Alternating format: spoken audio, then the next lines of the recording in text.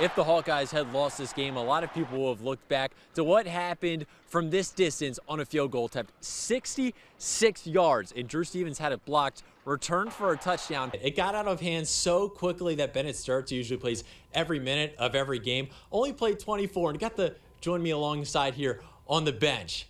Yeah, Jack, how about a 73-point win for the Hawkeyes, the largest margin of victory in program history? Coming into the night, there was a question mark surrounding the health of Mark Gronowski's knee, but he answered that with quite a few runs, maybe one too many for Kirk Ferentz. The Hawkeyes will have their hands full trying to defend the freshman phenom Keaton Wagler. And we go off the gridiron, where one sideline in Tell City is all too familiar with one another, where the coaching headset might sound like the family function. And we've got so much more in store.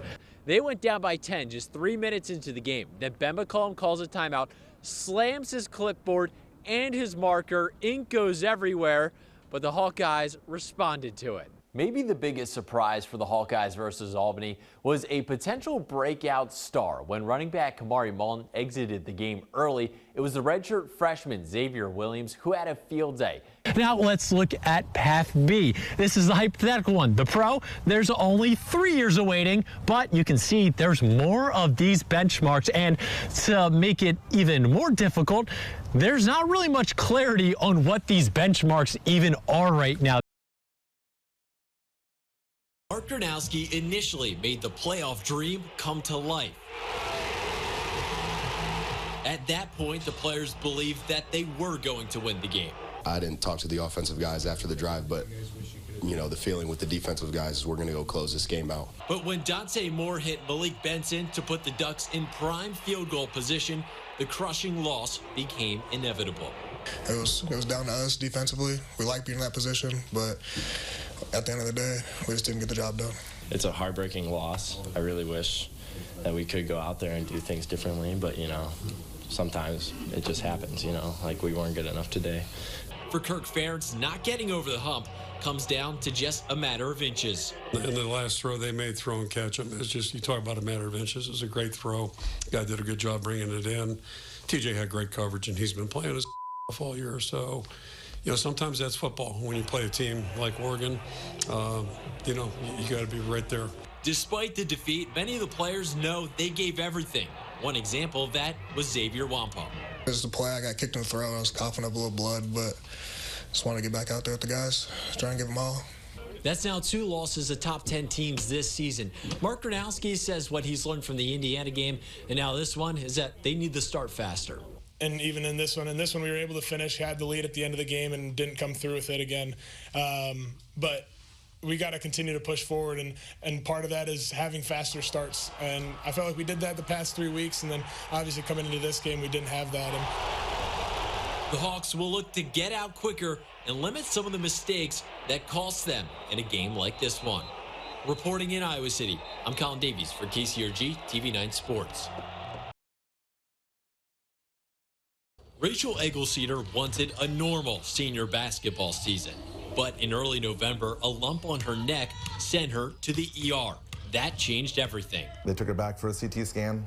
She came back, and about an hour later, they came and let us know that she had Hodgkin's lymphoma. Hearing his daughter had stage 2 of a blood cancer left Brooks Cedar stunned. Your world just got turned upside down, and usually as a dad, you think you can make everything better, and this is something that was completely out of my hands. However, Rachel had one thing on her mind. And I asked the doctors, the first thing that came out of my mouth was, what about sports?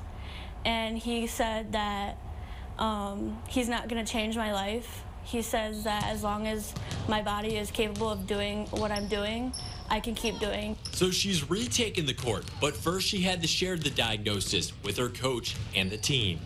We just, after a couple days into practice, we broke the news to the team, and obviously they were, you know, shocked, devastated, you know, a lot of crying going on. We told them that it was this, and they were like really supportive and all that. Me and Rachel are really close, and to see, like, I would do anything to take that struggle away from her. So it's really hard to see that she's going through that and has to go through that. But there was no doubt in my mind she wasn't going to fight and wasn't going to be strong and come out like a warrior. Her teammates' assessment has been right. Rachel makes basketball and chemo work together, even using a shooting sleeve to cover up her medical PICC line that allows her to get treatment. And to have an actual chemo treatment and then to still feel good enough to be able to do what she does and play a whole game like she does, it's just, yeah, it's just amazing. Record-breaking is another way to describe it. Less than 24 hours after a round of chemo on December 5th, the guard tied the school record with 6 three-pointers in a single game. With the win secure, her coach gave her one more shot to break it. Like she says, you live day to day. You don't know what next week will bring for Rachel in reality, right? So I wanted to give her that one opportunity. When she went back out there, I said, just make sure you make your next shot. He goes, you got one more, you get one more shot, and if you take that shot and you don't make it, that's it. Like, I gave you that chance. So I went up and I took the shot and I made it, and it was just a sigh of relief once it went in, that knowing that I broke it. The basket had looked like an ocean. I mean, because it didn't matter where it was at. The shots were falling. Rachel has skills, but she credits her support system. Family friend Maya Gilchrist has battled cancer nearly her entire life. The Maya Strong softball tournament raises money for families fighting childhood cancer. The Gilchrist family heard about Rachel's diagnosis and made T-shirts. They've been phenomenal. That family's been through a lot, and they still go out and help every other people that need it. Everyone wore them, even opposing teams. And it's really cool to see all the other teams wearing the shirts too, and everyone kind of coming together and supporting. That show of assistance is key to Rachel's advice to anyone going through something similar.